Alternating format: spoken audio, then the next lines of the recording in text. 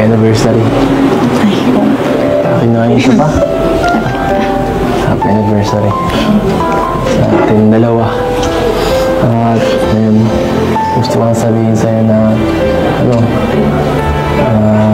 thank you. Dahil palagi kang nandyan at supportive ka sa lahat sa mga ginagawa ko. Minsan, sinasamahan mo ako sa live ko, yan, sa ano pa ba? Sa live. Minsan, sinishare mo yung sobrang na-appreciate yun sa, lalo na yung pag nasama ka sa akin sa scouting. And, sobrang nakakatawa yun para sa akin. Yung mga na yun, mahalaga sa akin yun. Saka, isama natin dito, lahat. Sobrang memorable lahat yun. Lahat ng vlogs natin. Lahat ko pinapanood yun. Hindi mo lang alam. Kasi, gusto ko ito makita minsan eh. Hindi ako tinitingnan ko yung mga titik mo. Yung mata mo. Kasi, yan yung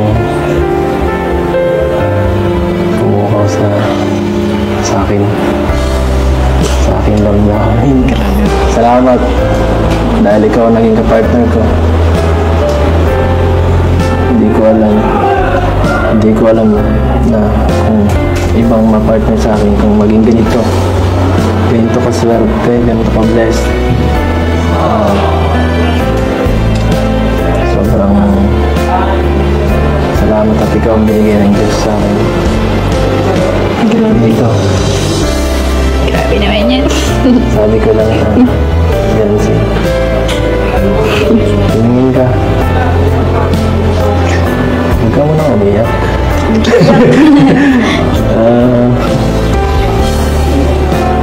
Beyonce, thank you sa lahat. Thank you din. Sa lahat-lahat. Salamat. I love you.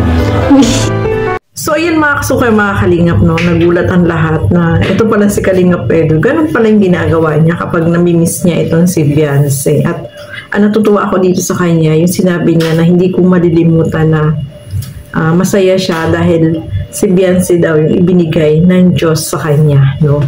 O diba? So alam naman natin yung mga past na love team ni Kalingap Edu na hindi naman siya nagtatagal, pero ito yung tambalan nila na sobrang talagang, ayan, nag 1 year na, 1 year anniversary, mga kalingap. At syempre, yung feelings ng bawat isa ay talagang totoo po yung kanilang nararamdaman, no? Masaya tayo para dito kay Kalingap Edu, no, mga kalingap. Kaya, grabe, nakakatuwa naman po, na tayong lahat ay umaasa, no, balang araw ay talagang magiging sila, no?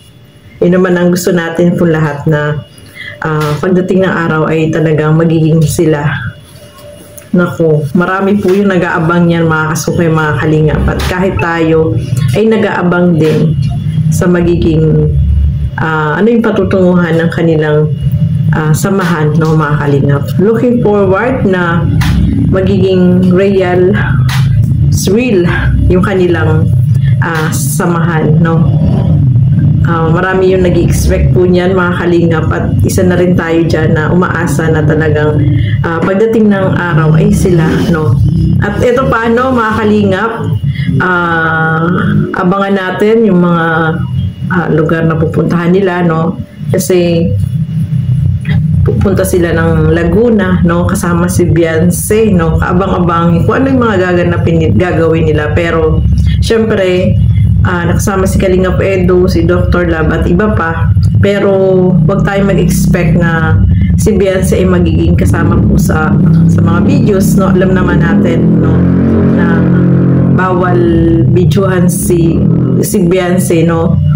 Yung alam naman natin po yung rules, no, mga kalingap. Kaya napanood natin kanina sa vlog ni Dr. Love, sabi ni Kalingap Edu is wag masyadong i-expose itong si Beyonce, no? Alam naman po natin yun, no? At alam po si Kalingap Edo ay alam na alam po yan, kahit hindi po siya sabihan. Kasi napapansin nyo naman, si Kalingap Edo, hindi siya nagbibideo nakasama si Beyonce, no? Kahit may chance na mag-video siya, pero talagang sinaalang-alang niya, no? Yung respect niya, no? Kay Kalingap Rob ay talagang nandiyan. Kaya mapapahanga ka talaga dito kay Kalingap Edo, no, mga kasukay, mga Kalingap. At isa pa, no, di ba nabanggit ko dati na biglaan yung pagpunta ni Kalingap Edo dun sa bahay nila Kuya Bal, no? So nagkaroon tayo ng time na makapagbigay siya ng, mahinga natin siya ng message, no, especially sa kanilang tambalan,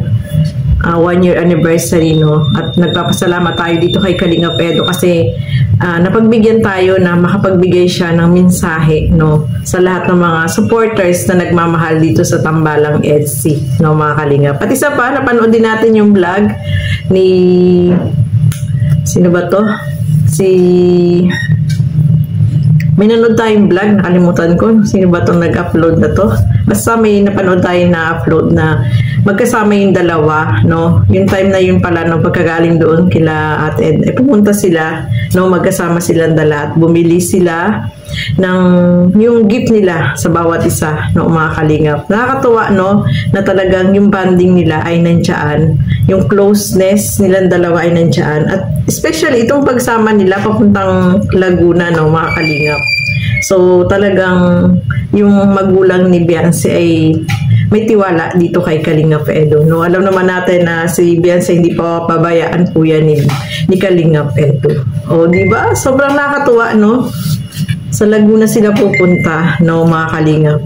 Although hindi po tayo nakapag-interview sa kanila kasi nung nagpunta kami ng Daet is masyadong malakas yung music, no? Walang time kasi nasa party nga, no? Malakas yung boses, kaya hindi po kami nakapag-interview. So hopefully marami pa namang pagkakataon, no, na ma-interview natin silang dalawa, no, mga Kalingap. So ayan, maraming salamat po sa inyong pananood at nagmarites na po tayo, no. Thank you so much po sa inyong lahat. Lagi po natin supportahan Bal Santos Matubang, Kalingap Rob at Edna Vlogs, at inyong lingkod Gandang Emmy. Sa mga hindi pa po nakapag-subscribe, please subscribe and please hit the notification bell para lagi po kayong updated sa aking mga ina-upload na mga reaction video. So hanggang dito na lamang po muna. Keep safe everyone. Thank you for watching. Mabuhay po tayong lahat. Bye-bye!